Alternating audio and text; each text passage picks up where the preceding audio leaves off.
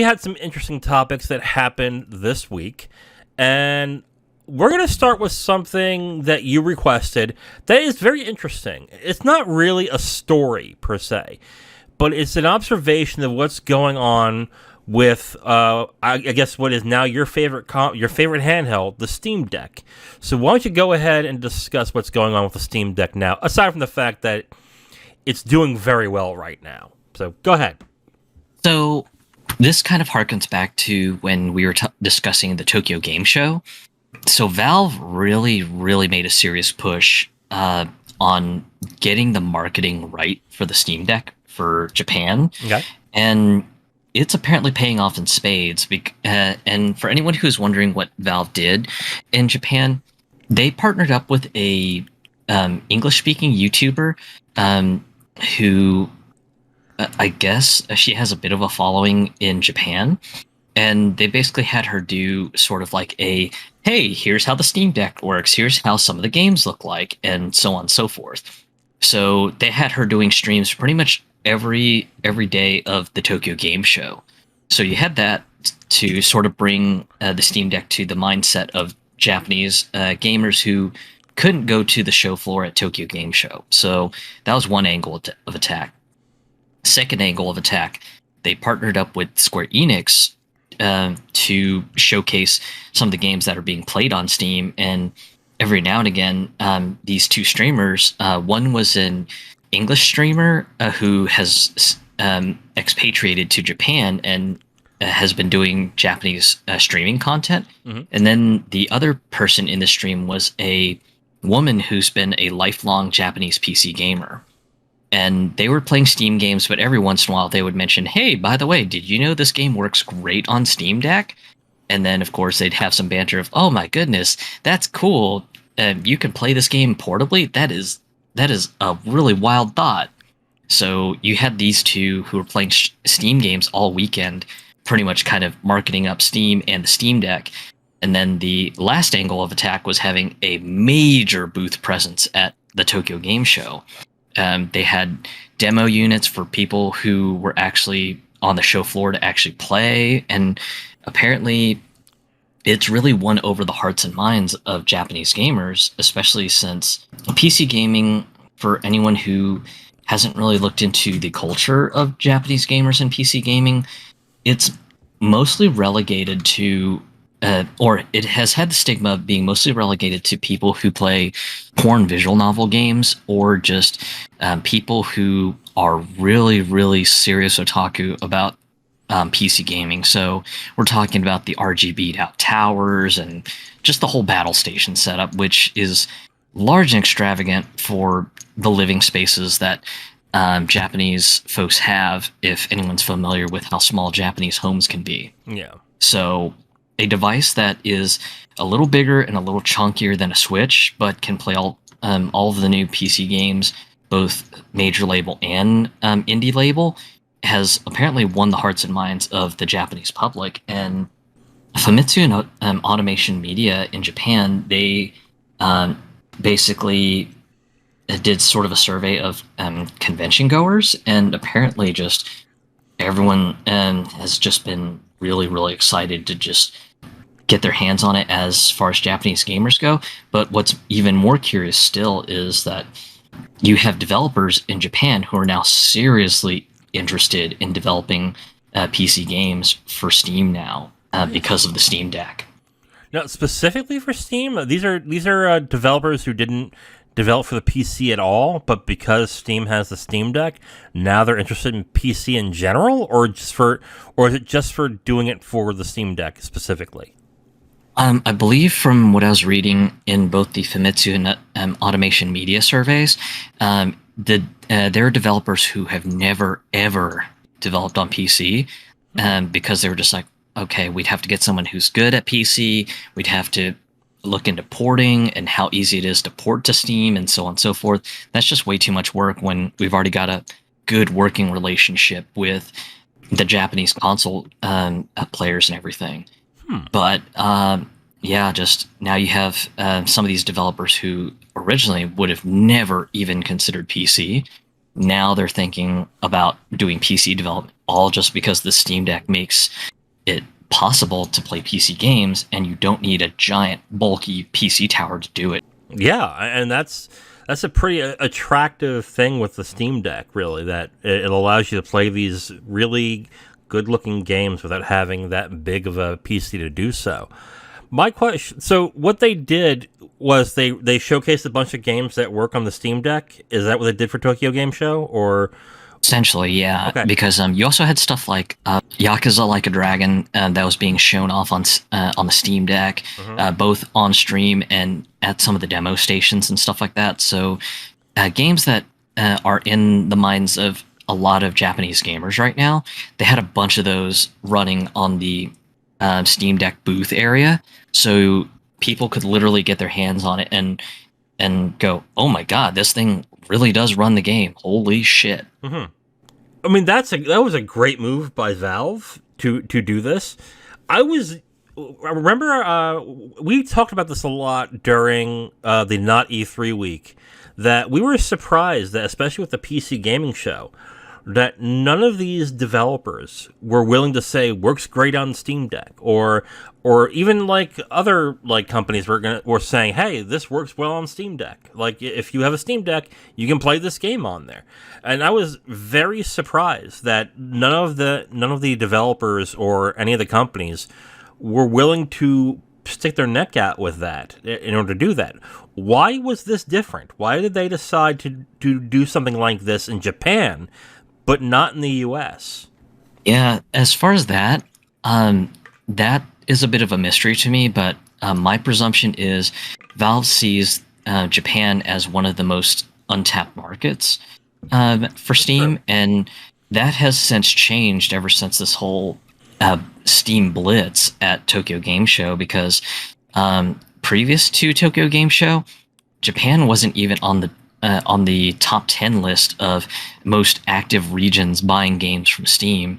And ever since the whole major presence that Valve has put on, Japan is now in the top 10. Wow. They've just climbed from nothing to boom. We are now one of the top 10 regions buying PC games on Steam. That's huge. Not like Valve needs more money, but that's huge. And that bodes well for the Steam Deck as well, because then that means it is more than likely there's probably a business there where they want to update the Steam Decks every, what do you think, 2 to 3 years, like an iPhone, essentially?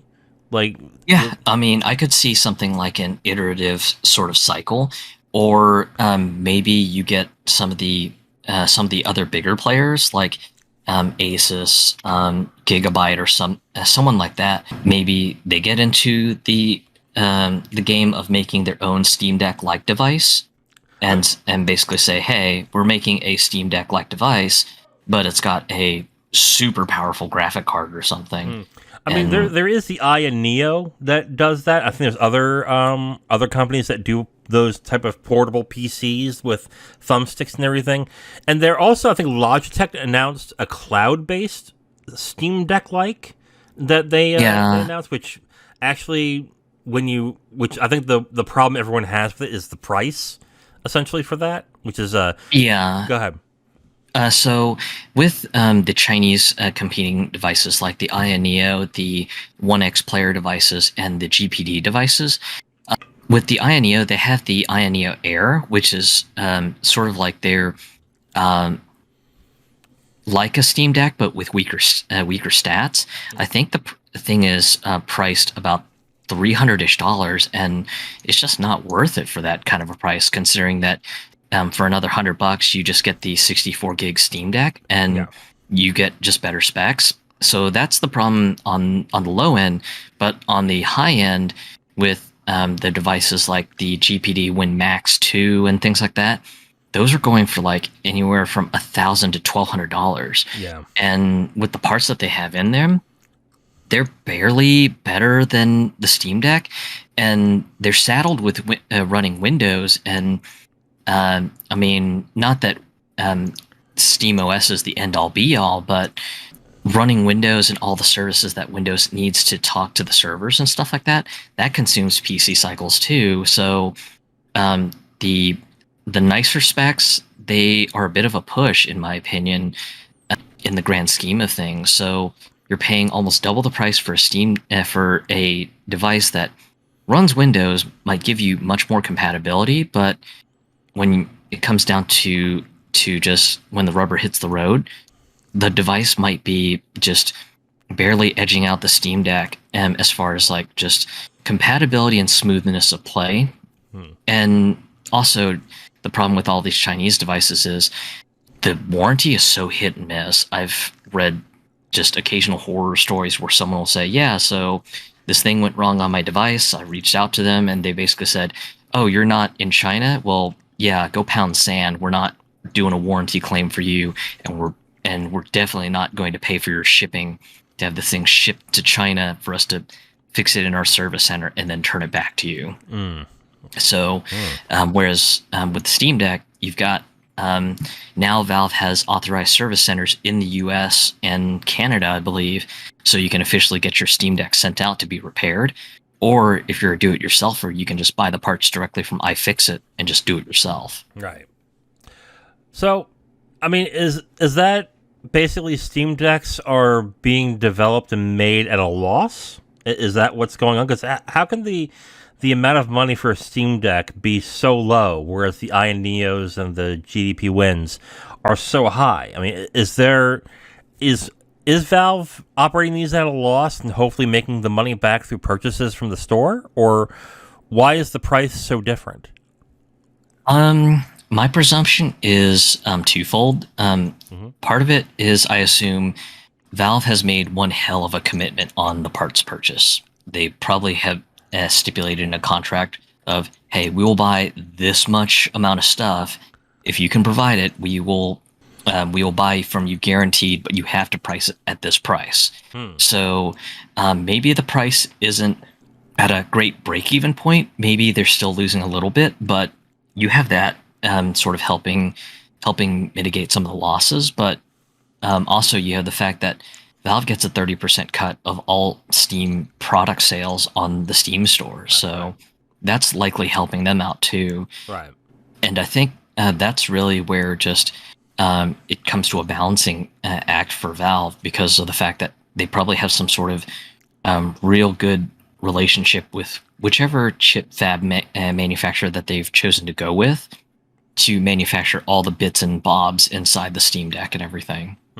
I mean, it is interesting to see that in Japan this is becoming, I guess, is this considered a big deal now, or is this still a small niche of people that are really into the Steam Deck, or has this gotten the zeitgeist to where a bunch of people are really interested in this device? I want to say that it seems like there's a very high amount of interest, and the quote that I would like to point to would be from an interview that IGN had did with both Eric Peterson and Lawrence Yang of Valve regarding their time at the Tokyo Game Show.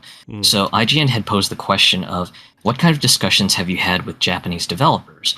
I assume you're also talking with them while you're here in Japan. And the big money quote is in Eric Peterson's reply, which he says, "Oh, absolutely. We're constantly talking to developers all over the world, but we've also been spending time this week at Tokyo Game Show talking to Japanese developers and telling them about the device." Honestly, the reaction from Japanese publishers and developers has been immensely, immensely positive. They're excited about this, and we have been hearing from them from the beginning, because we're sending them development units. Okay. These are the same publishers and developers that are making sure that their games run great on Steam Deck, and you can see many of these teams here today at the Tokyo Game Show. Okay. I mean, in these type of interviews, okay, they are going to put the most positive spin to whatever question that they're given, and since it is IGN, they don't push back at all. So Right. take that with a grain of salt. But if the numbers are coming out that a lot more people are buying Steam Decks and using Steam in Japan than in most other countries now, excluding the U.S. and whatever. I mean, that's huge. I mean, there is proof that it is going on, so that's great. I guess the question I would then have is, these are all like indie developers from Japan. What are we talking about when it comes to, let's say, Square Enix, Capcom? Well, Go ahead. Square Enix is a big one because one of their games that has been doing great on Steam Deck and selling pretty well is Power Wash Simulator. So that is one game that they actually publish, and that's been doing well. Sega has been making sure that their games run great on Steam Deck. Okay. So they're another big label company who's making sure their stuff runs. Capcom has made sure that Monster Hunter Rise, I believe, runs on Steam Deck very well. So yeah, you've got your big labels, but also you've got your small label games too, because I believe a lot of the Toho Project games are now, since they're on Steam and are very low on overhead requirements, they should run perfectly fine on Steam Deck. Now, But the Steam Deck, what kind of graphics card does it run? Is it equivalent to a 1650 or a 2080? What's the equivalent to that? I know you have it, so that is hard to say. oh, okay. Because there are some games that you can get away with running on high, and it doesn't stress the Steam Deck out. But then there are some games that aren't really optimized too well, and Right. even on like medium settings, the Steam Deck will just kind of wheeze and go, "Oh God, please set it lower." All right, so I'll end on this question for you. Maybe you have the answer, maybe you don't. The Steam Deck's popularity, okay, is this going to slow down the wanting of publishers to use, let's say, the tip-top end graphics cards to make those bleeding edge games, like those really those Crisis games that everyone says from a long time ago, can it run Crisis? When it came to like beefy graphics cards, is this slowing that market down to a point where it's becoming less and less necessary to have the bleeding edge graphics cards to run different games? I mean, there's always going to be some games that will do it, that will try and make the bleeding a bleeding edge. But is that becoming less and less of a case now? And will it become less of a case now that the Steam Deck, which is essentially a PC, a pocket PC, or not pocket PC, but a portable PC, with that big game popularity, will more studios decide maybe we don't need to go that far into the bleeding edge? Maybe we should still make it workable in those situations as well? That's an interesting question, and it's going to be something that I would have to call it as we'll have to wait and see.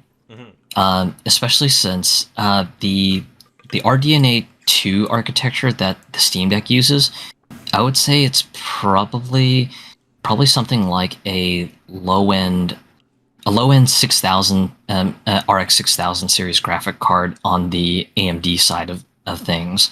So maybe like the equivalent of like a GeForce 1050 or 1060.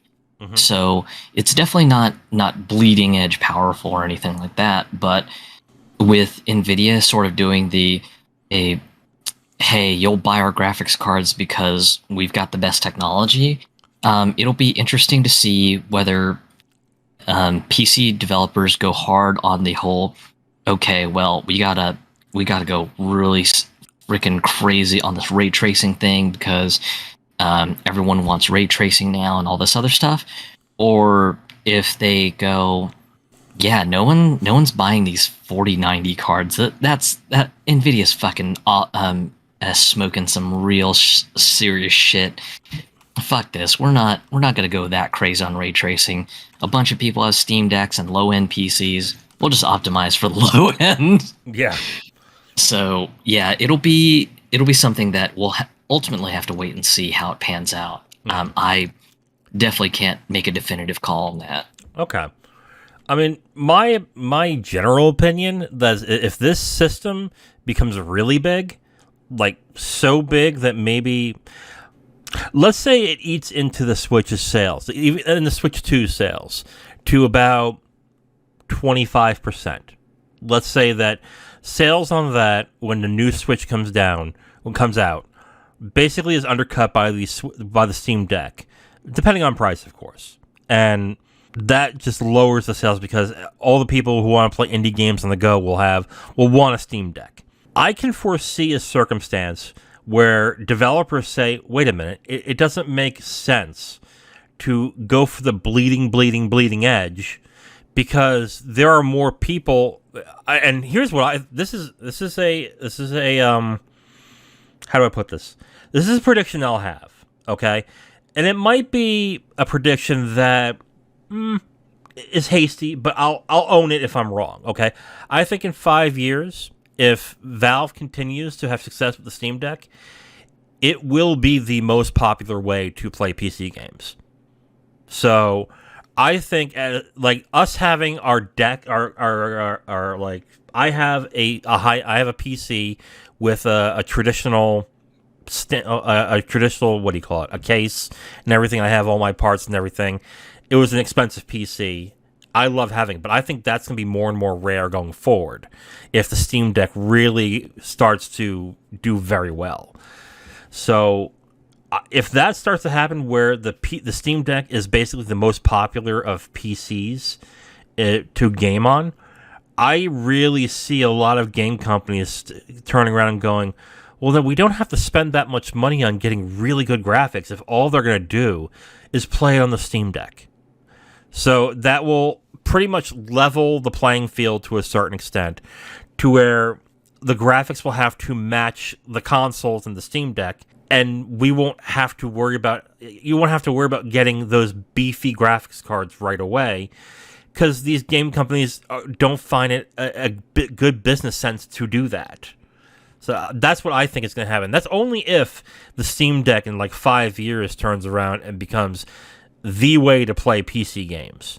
But we'll have to see on that. I think that is going to happen, and I'll own it if I'm wrong. But that's my thought process on that. Thing that I'll be curious on is what happens in the next console generation. And this was something that I saw echoed in a lot of internet discussions. This could really just turn the next generation of gaming in Japan sort of topsy-turvy. Mm-hmm.